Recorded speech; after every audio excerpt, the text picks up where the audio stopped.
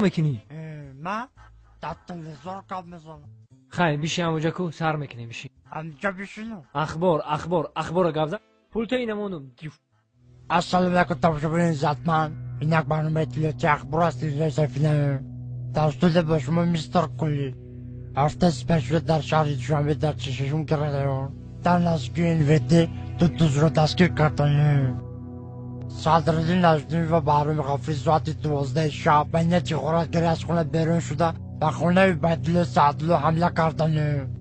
عبیدالله سعدلو در حالت مست خواب بوده. از کاسه عبیدالله سعدلو 180 درم، از درون شیفانیر عبیدالله سعدلو چیزهای قیمت بها، دو فیلم میکا، دو پرکالو، دو پچکه چای، دو پرنسکی و دو ترکانی خانه را زیر کرده گریختند.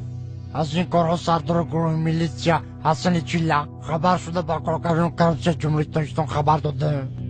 کارگردان کرپسی جمهوری تاجیکستان دولتمند خال کرکیبک پرده قاسم از این کارها خبر شده. هرچین غارتگرها را دستگیر کرده و درون کاخ برباد بردن. صدراعظم نجمی و بهرام غفری به درون کاخ برباد برده. صدراعظم نجمیدین زدن تا با قدم خدا و اس میکنی. ای رو تسیا کدامی ژورنالیست دروغ میگه؟ تو در تلویزیون گپ زدی تو رو تمام جهان تماشا میکنه. تو دروغ میگی؟ تو رو خلق بدون چیکار میکنه؟ سنگ شپت میکنه.